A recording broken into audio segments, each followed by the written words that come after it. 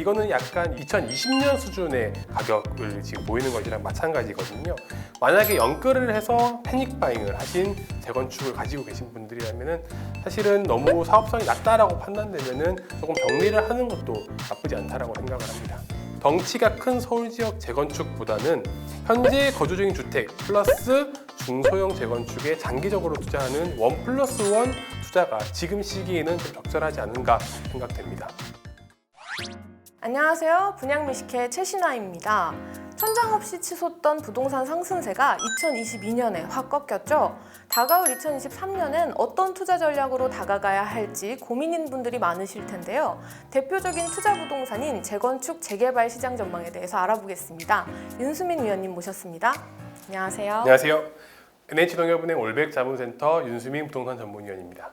내년 전망에 앞서서 지금 상황을 먼저 살펴봐야겠는데요. 네. 그 부동산 침체기긴 하지만 그 정비사업 쪽은 최근 호재도 많은 걸로 알고 있는데요. 올해 들어서 재건축 규제가 많이 풀렸습니다. 분양가 상한제, 재건축 초과이익 환수제, 그리고 재건축 안전진단 이렇게 재건축 3대 대못이 모두 뽑히면서 어느 정도는 호재로 작용할 것이라는 기대감들이 나오고 있는데요. 네, 실제로 가격에도 조금 반영이 됐나요? 그 수혜 지역으로 꼽히는 서울 목동, 노원, 강남 재건축 단지들은 요즘에 좀 어떤가요? 근데 지금 시기가 부동산 가격의 하락기다 보니까 아무래도 규제 완화가 그렇게 시장 가격에 큰 호재로 작용하지는 않는 모습입니다. 다들 재건축 초기 단계이기도 하고요. 그 최근 안전진단 규제 완화의 가장 큰 수혜지로 뽑혔던 목동 같은 경우에는요, 재건축 속도가 빠른 6단지가 19평 기준으로 봤을 때 금매들이 12억 5천만 원, 13억 원 이 정도로 나오고 있습니다. 근데 이거는 약간 2020년 수준의 가격을 지금 보이는 것이랑 마찬가지거든요. 한때 2030이 많이 유입됐었던 노원구 상계 주공 아파트도 5단지가 6억 원대 매물이 나오고 있습니다. 마찬가지로 이 수준은 2020년 연말 수준으로 회귀한 것이고요.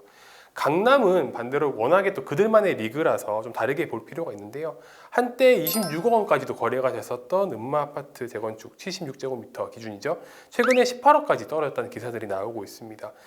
물론 이제 음마아파트 같은 경우에 가격이 크게 떨어지긴 했지만 강남의 핵심지 재건축 같은 경우에는 아직까지도 굳건한 가격을 보이고 있는 단지들이 많은데요. 다른 지역들보다 상대적으로는 조정폭이 크지 않다 이렇게 볼 수 있을 것 같습니다. 재개발도 간단히 살펴보고 싶은데요. 재개발은 원래도 재건축보다는 규제를 덜 받는 시장인데 요즘 시장은 좀 어떤가요? 재개발은 대부분 지역에서 가격의 하락폭이 좀 크게 나타나고 있는 상황입니다.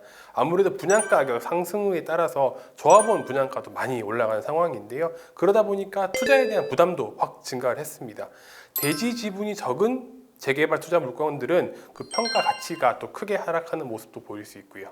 그 정리하면 핵심 지역 일부 단지 말고는 침체기에 버티기 힘들어 보이는데요. 재건축 아파트의 가치는 토지 가격과 미래 주택 가격의 현재 가치를 구성이 됩니다. 그런데 미래 주택 가격 같은 경우에는 일단 재건축 단계에서 불확실성이 들어갈 수 있고요. 그 다음에 미래 주택 가격을 현재 가치로 바꾸는 데 들어가는 할인율의 개념이 들어가게 됩니다.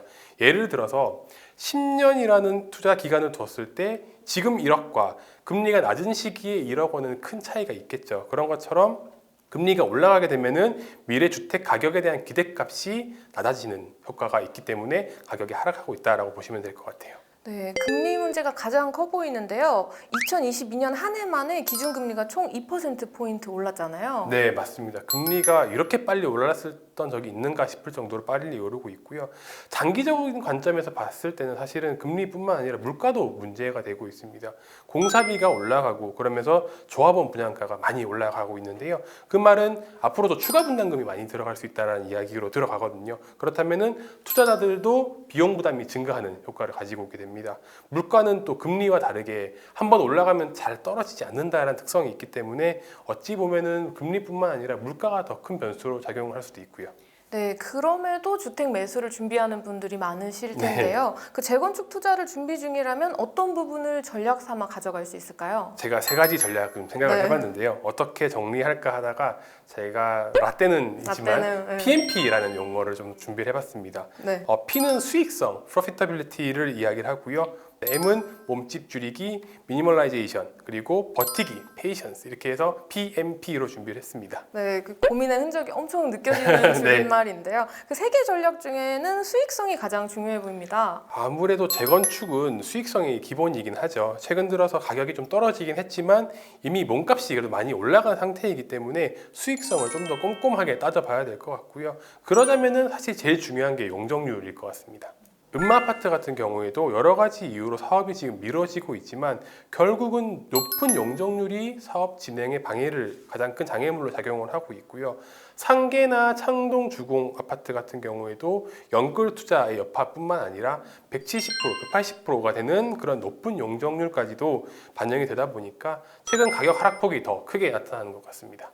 네, 그리고 최근에 영끌로 투자한 음마아파트 경매 물건이 화제가 되기도 했었는데요. 네, 대부업체에 통해서 27억 원 중에 24억 원을 대출을 받은 물건이었는데요.